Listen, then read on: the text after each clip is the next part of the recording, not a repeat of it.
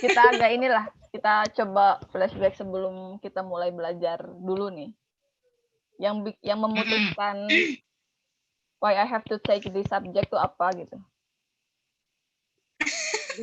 Subjek yang mana ini? Nah, Subjek kalau kuliah. udah pasti bahasa nih. Oh.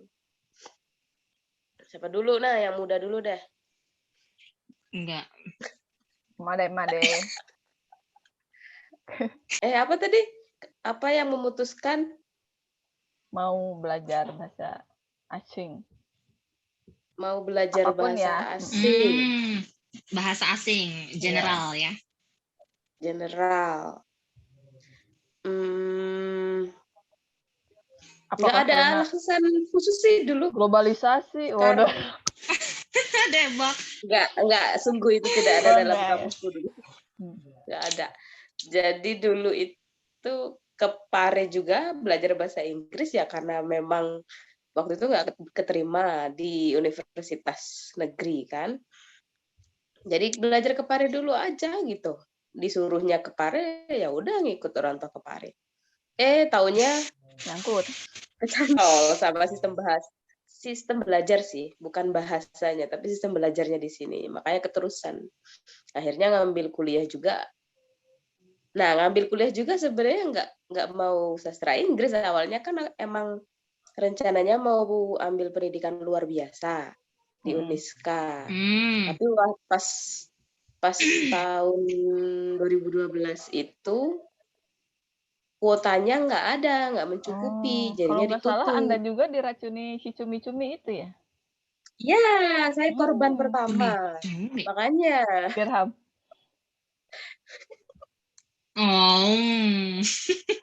Termakan dengan buayannya. Manis sekali cumi-cumi. itu dulu. Mulutnya cumi-cumi tuh. Kalau kan misalnya ada perbedaan ya dari pas belajar, kesulitannya itu apa? Enggak, itu namanya nggak jablu. Ini maksudnya satu-satu ya? Oke, boleh. Iya, kayak interview aja. Biar maksudnya ngalir gitu. Kalau gue kenapa pengen belajar bahasa? Pertamanya sih memang paksaan juga ya. Tapi ketika kita belajar bahasa itu dan emang kita tertarik, entar lama-lama ada keinginan juga untuk mempelajari bahasa-bahasa lain gak sih? Keinginan aja, prakteknya emang nggak tahu ya. Ingin aja dulu. Baik. Iya kok. Karena kayaknya bahasa ini doang kayaknya asik nih kalau misalnya kita bisa bahasa lain selain bahasa Inggris. Kan ya. Terus kalau misalnya dulu kita juga kan, gue juga dulu kan nggak bisa bahasa Inggris, sekarang bisa. Kayaknya bahasa lain juga ya gitu juga lah gitu kan. Bisa. Bisa juga gitu. Asal ada kemauan untuk mempelajari sebenarnya. Terus motivasi yang kedua karena akhir-akhir ini suka nonton film luar apa aja ya. Jadi kayak asik juga ya kalau misalnya gue bisa bahasa ini terus nonton film ini tanpa harus pakai subtitle gitu. Kalau nggak salah lagi suka film Rusia ya? Bukan. Film Sunda. Jadi pengen belajar bahasa Sunda, makanya sekarang lagi belajar bahasa Sunda nih. Itu dari Orok baru. Sudah halus ya. Nah, kan maksudnya kita blank nih. Awalnya kan kita blank, nggak tahu vocabnya lah, yang grammarnya apapun itu. Nah, sebenarnya tuh yang harus kita pelajari pertama tuh apa? Ada yang bilang, ya grammar aja dulu. Ada yang bilang speaking aja dulu. Ada yang bilang banyakin vocab dulu. Banyakin listening dulu.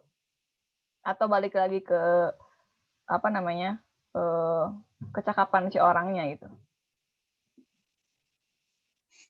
Tergantung kebutuhan ya, kebutuhan orangnya. Kadang ada orang butuh tapi memang pada dasarnya dia nggak suka. Ada juga dia nggak butuh tapi suka. Dan belajar itu kan 90% psikologi, 1% 99% psikologi, 1% kecerdasan. Jadi kalau berdasarkan asasnya seperti itu ya jelas yang suka bahasa Inggris tapi nggak butuh pun dia akan lebih cepat berprogres daripada yang dia butuh tapi nggak suka bahasa Inggris kayak gitu. Mau dia mulai dari manapun ya gitu. Jadi mau dimulai dari manapun kendalanya ya pertama harus di overcome itu willingnya gitu loh. Dia mindsetnya harus dirubah dulu gitu. Karena mau belajar dari grammar dulu, dari vocab, dari speaking mah semua sama aja. Kalau kita seneng gitu. Dari lagu pun bisa mudah gitu. Orang aku juga dulu bermodalkan yes, no, thank you. Yes, oh. Iya, di bawah apa? And you, my name is gitu kan. Awal-awal Oke. Jalan di depan. Ditanyain, how important English for you gitu kan. Waktu jawab apa? Siapa yang nanya nih? Hah? Siapa yang nanya? Coach Limbat. Iya, to everyone kayak. Nanya kayak gitu deh. Terus bilangnya cuma karena aku les vocab ya, bener-bener les vocab, cuma emang suka bahasa Inggris karena suka lagu-lagu barat sama film-film barat. Jadi jawabnya ya seadanya aja, because it's important gitu aja udah. Because Debak. Kenapa penting? Karena penting.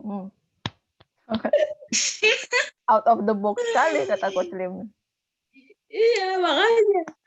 Terus dikasih pertanyaan lagi sama temanku kan, namanya George di kelas tuh. How important is English for you? Aduh gitu kan. Salah nih tadi gue jawab. Ya tak bilang aja kan setahuku ya, very important gitu. Dari situ ditambah very doang ya. Iya, ditambah very doang. Tapi ternyata malah dari situ akhirnya aku malah waduh, salah jawab aku tadi. Aku pikir katanya udah diajak ngobrol tuh udah padahal ya bermodalkan itu doang gitu loh. Iya, karena hampir semua yang belajar bahasa tuh pasti bilangnya, ih gue paham tapi gue nggak bisa jawab baliknya aja gitu.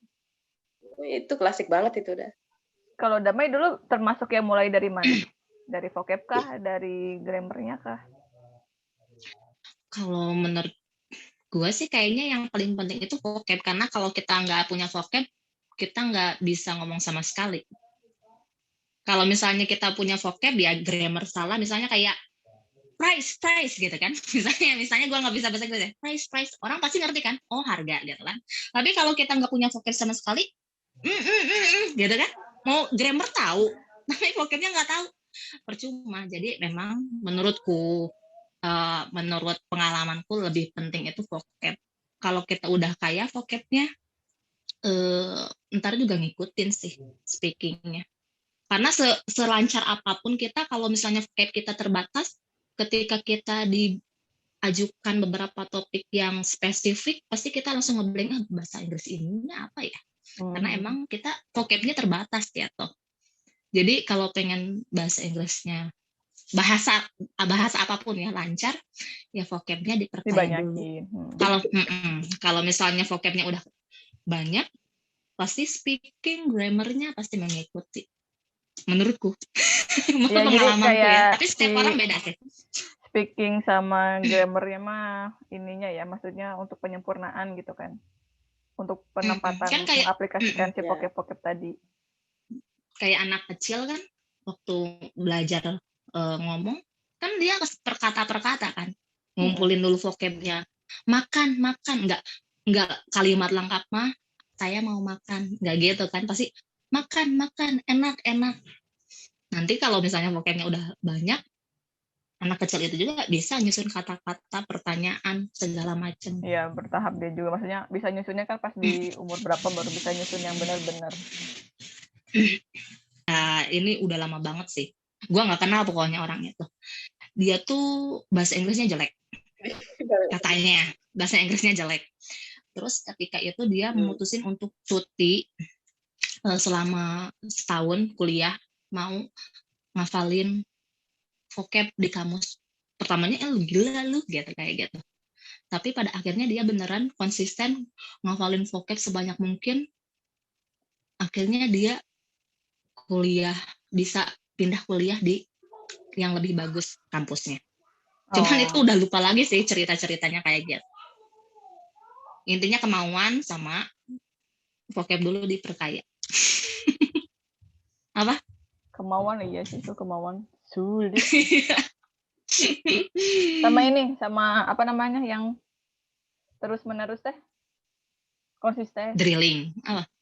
Konsistensi. Nah kan yang ini lingkungan belajarnya itu seberapa berpengaruh? Ngaruh banget sih sebenarnya.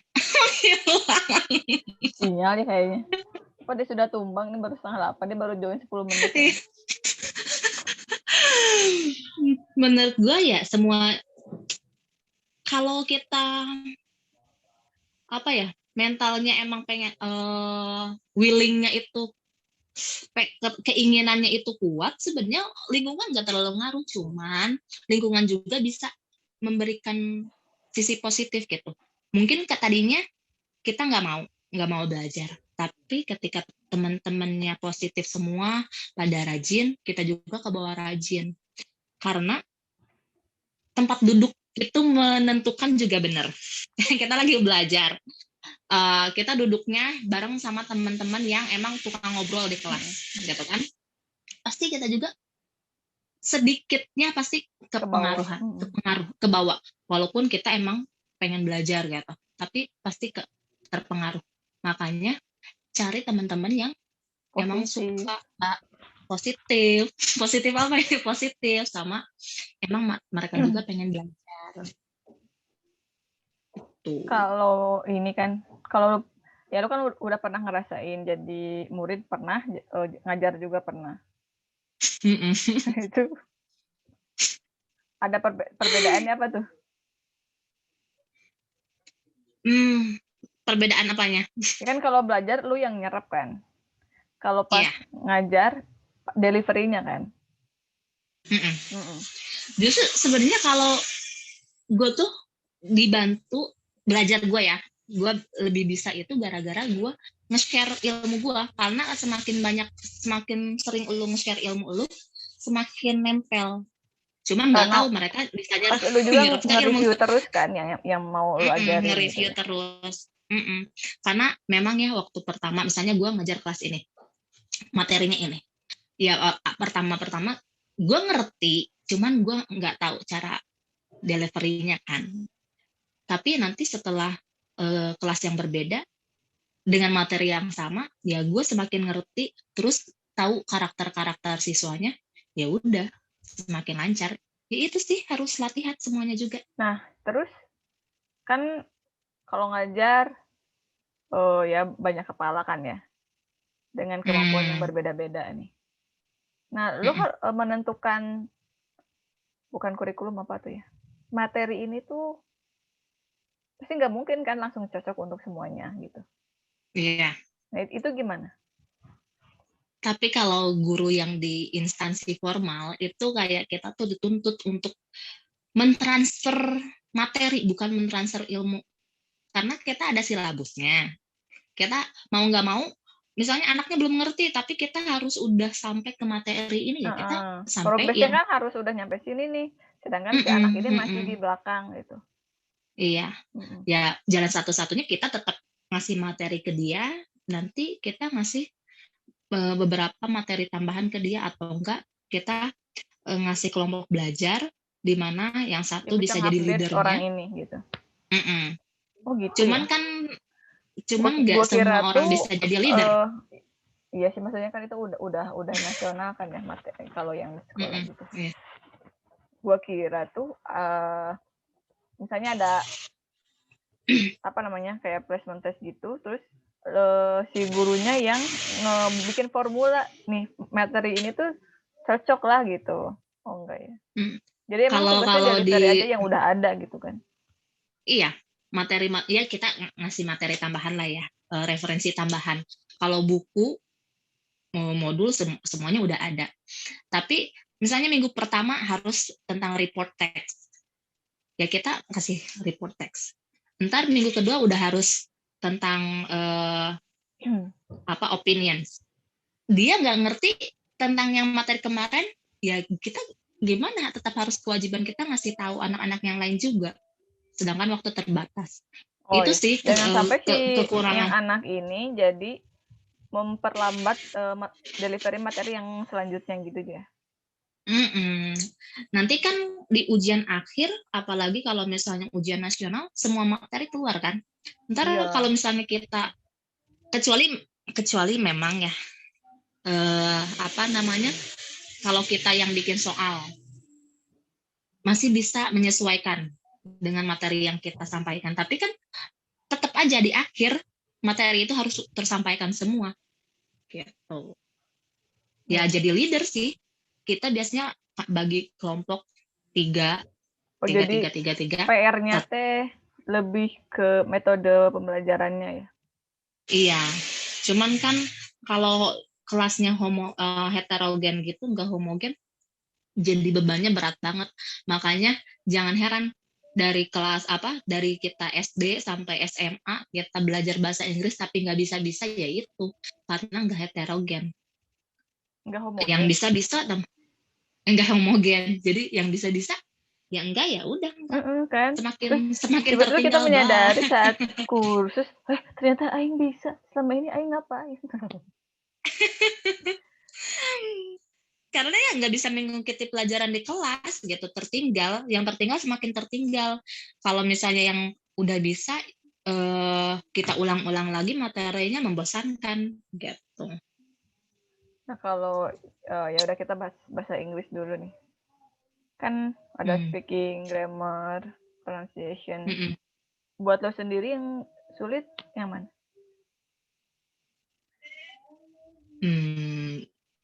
Menurutku banyak. Grammar sama speaking. Gue grammar edan sih. Grammar sama speaking. Kayak cuman pasti selewat, oke.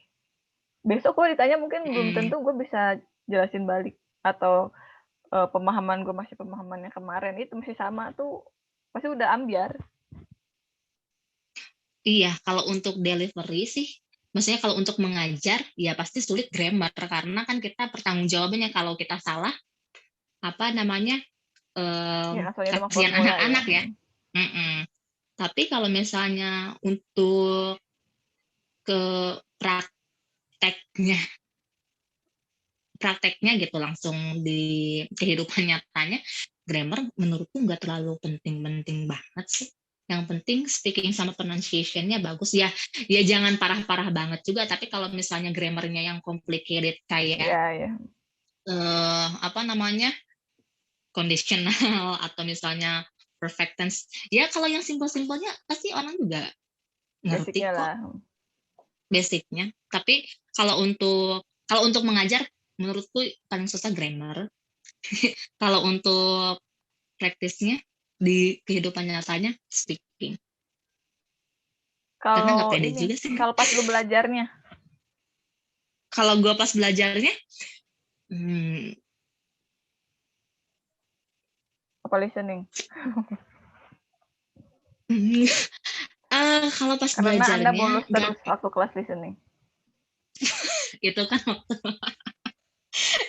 waktu di Pare, di kampus nggak pernah gue namanya bolos. Kampus rajin ya, iya dong.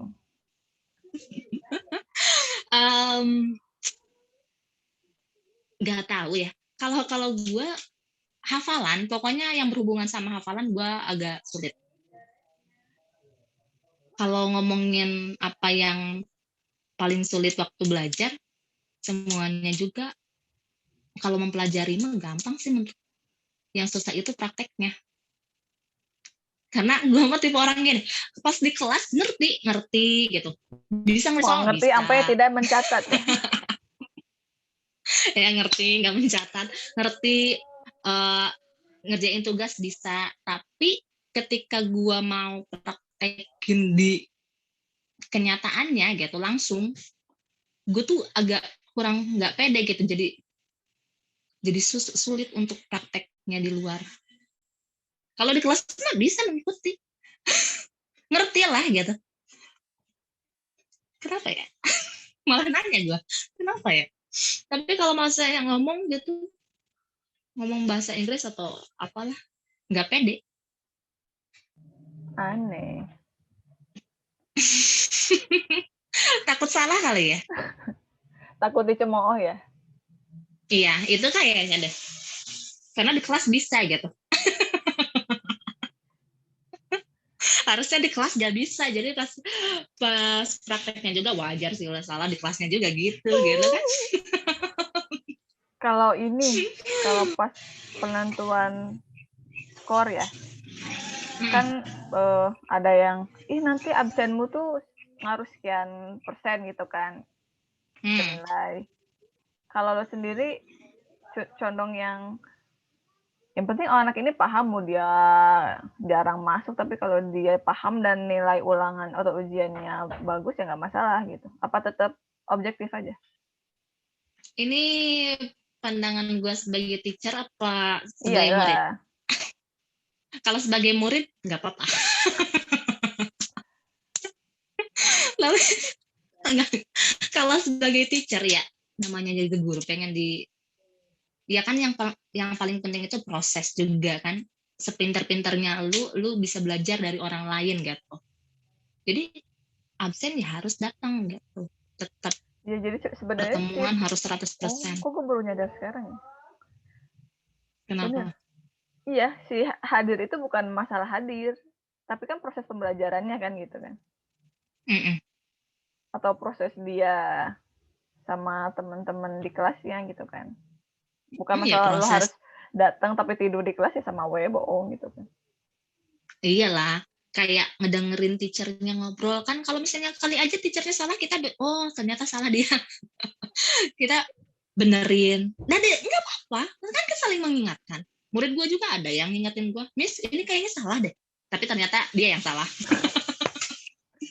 Oh iya nih, menghadapi kalau gue waktu di Pare kan lebih ini ya hetero sekali gitu kan, dari Sabang sampai Merauke, dari yang remaja sampai yang sudah berumur gitu. Tapi di mana saya menjadi gurunya, saya akan panggil semuanya sama aja, tidak ada angkel-angkelan, saya panggil namanya saja. Iya. Iyalah. Ya itu seperti itu. Kesulitannya apa tuh? Kalau yang mana? Ngadepin yang murid macam mana? Sebenarnya ya yang menguras emosi itu kesulitannya itu kalau anaknya nggak mau ngikutin so pinter dia nggak mau ngikutin arahan kita.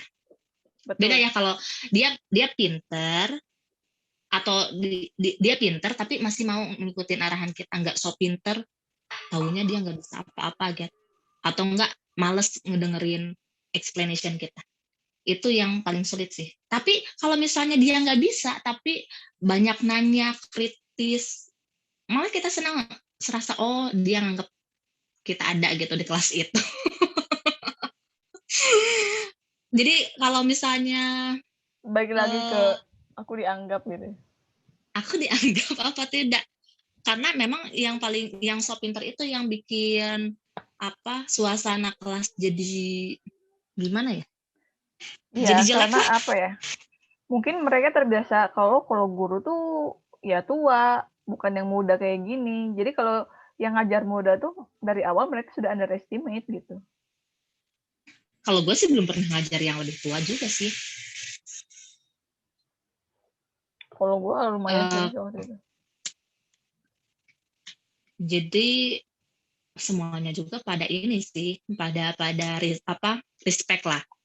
Cuman memang ada beberapa siswa yang dia so pinter gitu.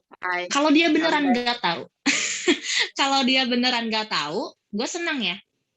Terus kalaupun gue nggak tahu, gue juga ngomong kok ke muridnya, ke siswanya, nice question, ntar gue cek ya. kita bahas besok gitu. Enggak guanya so pintar juga enggak. Karena gue sebel ke orang yang so pintar, masa gue so pintar. Ya gue ngerti, lu mah kan punya itu prinsip begitu. Kalau gue nggak suka ngelakuin, gue nggak suka digituin, gue nggak akan ngelakuin itu gitu kan. Ya, gue apal. Ya, jadi gitu, Mak. Udah gitu, apa nih pertanyaannya? Pertama, tadi yang paling sulit dihadapi murid yang kayak mana? Yang paling sulit dihadapi murid yang kayak mana? Apa murid yang jatuh cinta sama pengajarnya? Itu mudah sekali. Mudah sekali. Yang males. Sulit itu. Yang sulit itu, yang ini yang nggak percaya sama kemampuan kita, ya enggak sih? Ya kan ada itu di awal-awal first impression ketika muridnya itu lebih, itu tuh aku pernah. Tapi ketika udah masuk ke pengajaran, dia udah paham di mana, baru dia percaya kayak gitu. Iya. Jadi sebenarnya benar. Orang yang nggak percaya sama kemampuan kita sih kuncinya satu, kita cari kelemahan dia, kita tunjukin kelebihan mana kayak gitu. Kalau itu bisa jadi overcome ya buat siapa aja sebenarnya ketika merasa diremehin sama murid. Kalau menurutku yang menantang itu sih ngajarin anak kecil yang pertama, karena mereka nggak punya purpose. Terus, jadi sebisa mungkin harus having fun ya. Iya. Dan kita nggak pernah ngajar anak kecil soalnya. Nggak pernah ngajar anak kecil. Pernah deh, aku rombongan ya. Iya tuh, gimana tuh rasanya? Bisa kan? Pengennya main-main terus. Iya. Iya, jadi kalau buat aku sendiri sampai sekarang yang masih jadi PR itu IFK sih. English for Kids itu masih yang challenging bukan banget. Ini kan, bukan materinya kan, delivery-nya aja gitu. Harus harus menemukan metode yang tepat gitu buat kids. Iya, jadi cara deliver materinya itu gitu loh. Itu yang challenging, apalagi ketika dalam satu kelas itu lebih dari satu orang ya. Kalau orang dewasa lebih dari satu orang, mereka paham kenapa mereka ada di kelas. Tapi kalau anak kecil lebih dari satu orang, itu waktu kemarin itu pas ada rombongan ya Nasima anak-anak SD, itu coachesnya satu di pojok, anaknya itu 10 apa 12 gitu. Bayangin aja 3 orang main kejar-kejaran di ruang samping. Satu orang itu nge-report vocabulary ke depan. Terus anak-anak yang lain tuh pada beli jajan, sama yang lain juga ada yang berantem, ada yang kejar-kejaran pula. Aduh, ada yang mati lampu. Ya itulah. Matiin lampu. Kan harusnya ada ideal jumlah murid juga ya, Maya. Kalau kayak maksimal ada kuotanya gitu loh. Karena memang ngaruh ya. Mau semaster apapun gitu kayaknya ngaruh. Pasti nggak akan terserap ke 100% peserta yang ada di kelas itu lagi. Itu makanya gue juga waktu ngajar kayak ini ada anak-anaknya lebih dari 30 kan kalau di sekolah. Kayak agak sedih juga sih, kayak nggak semuanya fokus ke gue. Terus pasti adalah 1-2 sama kayak mereka tuh kayak nggak fokusnya tuh kayak gini loh, sebagian tuh kayak gue tuh nggak ngerti soalnya levelnya bukan gue nggak di level ini, tapi lu maksain materi ini ke gue. Jadi mereka juga sih, gue nggak bisa nyalahin mereka juga soal kayak dipaksain disuapin padahal bukan maunya. Bukan maunya ya tuh. Gitu. Ya, harus homogen karena beda willingnya itu. Tinggal itu sih sebenarnya, nyocokin metode sama teaching instrumen. Jadi kalau objektif yang pertama ya, objektif metode sama teaching instrumen itu kalau udah Objektifnya masuk. gimana? Objektif Goal. itunya objektif atau Goalnya objektif materi. ya. Bukan goals materi ya, tapi kita mau anak-anak di kelas tuh belajar apa. Itu objektif.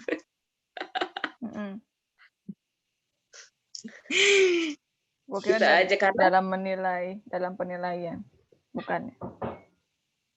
Beda lagi. Karena enggak sih. Kalau penilaian itu masalah belakang ya. Karena anak kecil ya itu. Ini masih bahas anak kecil kan ya? Karena kalau anak kecil itu susahnya di deliveringnya itu. Kalau enggak engage sama kehidupan mereka sehari-hari itu kan mereka susah nangkep gitu loh. Iya, misalkan kita harus agak turun gitu loh di pemahaman umur segini tuh gimana sih nyampeinnya gitu kan. Mereka itu paham kalau kita pakai bahasa apa sih kayak gitu. Gugu gaga. Enggak gitu juga dong. Gitu, gugu gaga gigi gitu. Udah tadi objektif tuh. Kirain gitu kan. Wah, kamu ganteng. 100. Udah. Bukan. Learning objective. Gak bisa. Gue gak bisa ngajar. Iya, makanya gue nggak ngajar lagi kan. Gue suruh keluar. Kamu bikin saya nggak fokus. Kayaknya inget tuh waktu itu kamu pakai rok.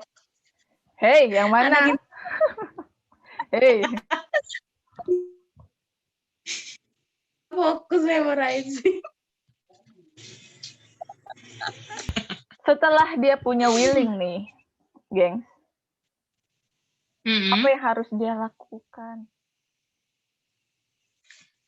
Menurutku, cari gaya belajar.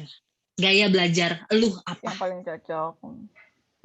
Karena kalau gua nggak bisa belajar sendiri, harus ngedengerin explanation dari orang. Makanya gua nggak pernah belajar di rumah dan nggak pernah bolos kuliah. Karena kalau gua bolos kuliah, gua miss satu pertemuan, udah kesananya bakalan keteteran karena gue nggak mungkin belajar sendiri, atau enggak gue kuncinya minta dijelasin ulang ke teman gue. Ada yang ngejelasin ya. Sebenarnya belajar sendiri juga bisa, cuman lebih cepat ngerti sama dijelasin. Lebih seneng aja gitu. Tapi kan orang ada yang nggak ngerti nih di kelas. Lu nge-freeze, Bray. Tuh, suaranya hilang. Mati sama ya? Nge-freeze dulu, Ri. Da. Gue nge-freeze ya? Iya, cari metode belajar lu kayak apa gitu. Kalau gue sih visual ya. Jadi emang harus ngeliat orang. Tapi gitu, langsung kalau ngelihat video gitu nggak bisa. Tapi gue harus face to face sama yang ngajarin gue nya. Makanya gue nggak pernah bolos kuliah. Harus hadir. Kalau misalnya gue tipe yang mandiri deh. Atau didak ya? Bagus. Gue juga sih bisa mengerti ya kalau sendiri. Cuman kayak lebih enakin dijelasin sama orang deh. Nah terus kalau misalnya kalau di tetap butuh guru tapi lebih enak private gitu. Jadi kan private. Enggak, biar gue kan gitu ya. Maksudnya kalau ada orang yang ya namanya juga di kelas namanya macam-macam. Berisik gitu atau enggak? Ya berisik, terus ada yang misalnya jadi menghambat pembelajaran itu kan pengen gak usah masuk kelas gue dulu.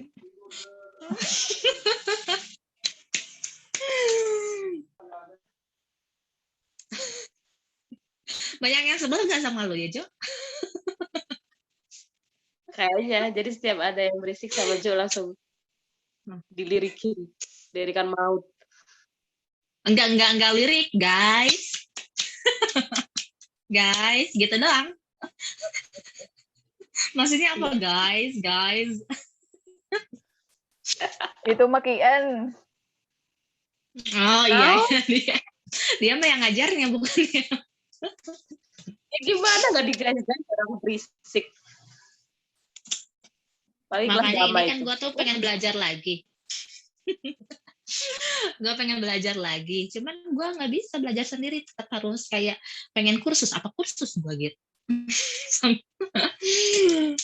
Karena kalau belajar sendiri tuh kayak gimana ya, kurang afdol.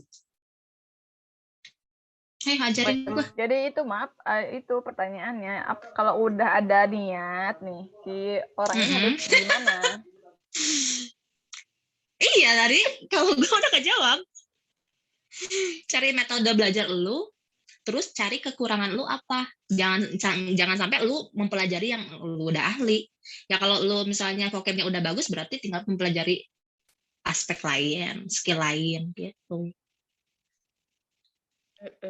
Betul sekali. Saya setuju dengan Ibu Damai. Ada Yamin. Masih muda. Gue kira tuh tujuannya Anda googling dan mencari akses IS yang ada di promo ya. Promo ya. Promo ya. Tetap ya promo di mana-mana. Promo. Jo sangat cinta akses IS. Enggak, gue kira Kian bakal jawab gitu. Nah. Iya, gitu. Yang penting sama itu sih. Kalau di kelas, belajar di kelas kayak Damai nih, yang lebih nyaman di kelas. Jadi jangan malu-malu aja kalau nanya gitu. Maksudnya kalau memang nggak paham ya nanya. Jangan diem aja. Kadang kan ada yang masih malu, terus diem doang. Ya udah. Itu yang berkembang juga sih sebenarnya. Iya, betul. Makanya gua waktu baru-baru belajar bahasa itu memberanikan diri untuk menghilangkan rasa malu-malu itu. Yang akhirnya malu-maluin.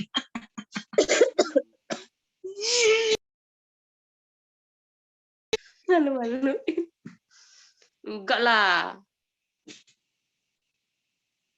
Soalnya kadang-kadang gue tuh lagi serius, cuman emang gue ngasih contohnya yang relate sama ya lingkungan gue lah. Temen-temen kayak ngetawain gitu loh, ya bodo amat lah, yang penting gue bisa. Oh, iya. Bodo amat itu kunci loh. Iya, jangan sepelekan loh. Kayak lo di mute itu. Iya dong. Ya gitu ya. Jadi pertama-tama setelah ada niat adalah bodo amat. Bodo amat orang mau komen apa. Karena banyak juga yang malu kayak bikin status atau nulis-nulis apa dalam bahasa Inggris. Takut ini bener nggak ya, ini salah nggak ya, takutnya diketawain sama yang lain. Padahal tak apalah. Kurang, Jo. Bodo amat itu nomor 3. Nomor 2 tadi itu. Nomor 3. Apa tadi itu? Ketahui learning style-nya apa. Oh. Tipe belajarmu macam mana itu ya. Baru bodo amat. Iya. Tapi kebanyakan gitu. Yang bodo amatnya nomor 1 ya. Iya. Lebih bodo amat ke materi yang lagi diajarin. Gak mau dengerin. Itu kapan bisa ngertinya kalau kayak gitu? Salah kaprah. Ya itu kalau di sekolah kan begitu. Bodo amat, guru mau ngomong apa juga bodo amat. Beda ya sama kursusan ya itulah beda banget sama makanya. Beda banget, jadi aku tuh kayak terima kasih banget gitu ya sama akses gitu. Beda banget. Udah bikin aku kayak gini, kayak luar biasa. Aku juga nggak percaya kalau aku bisa. Kita bisa. Agustus. Waduh, beda dong. Jadi kalian semua ambil. Jadi nggak lucu ke orang. Ambil apa tadi, Mak? Ambil nge-hang, nge-freeze. Ambil tapi kepotong. Ambilkan bulan, Bu. Ambil kursus bahasa Inggris. Kalau emang tertarik belajar bahasa. Ya, bahasa apapun yang kalian pengen pelajari. Karena kalau di kursusan kan homogen, emang menyesuaikan level yang kita. Iya, karena sudah dengan willing yang sama rata-rata gitu. Jadi lebih enak ngarahinnya juga. Apa, Mak? Makan jam terbang lebih banyak. Apa itu? Kesulitan. Dalam pengajaran.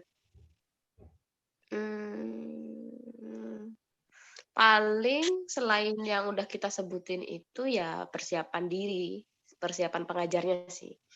Kalau kita nggak tahu tentang materi yang mau diajar, ya keteteran lah, apalagi kalau ada yang jago di kelas. Karena kalau ngajar bahasa itu kan ketika levelnya sudah tinggi, khususnya di kursusan ya, Mai. Kalau di sekolah kan fokusnya linguistik ya. Tapi kalau di kursusan kan ketika levelnya tinggi, fokusnya nggak linguistik doang, tapi ada kognitifnya juga. Jadi kalau persiapannya kurang ya susah gitu. Kayak waktu yang aku ngajar anak internship, ngajar speaking itu kalau nggak salah, angkatan 17 itu kan baru pertama kali, benar-benar pertama ngajar speaking mereka dari awal sampai akhir, yang levelnya makin bulan makin naik gitu kan. Waktu itu sempet nggak pede gitu, tapi ya udahlah, kerjain dulu aja gitu sampai yang hampir tiap terus kita hari begadang. Farewell-nya nangis ya. Nyiapin materi nangis gitu. dong, terhura kayak oh my god, we did it.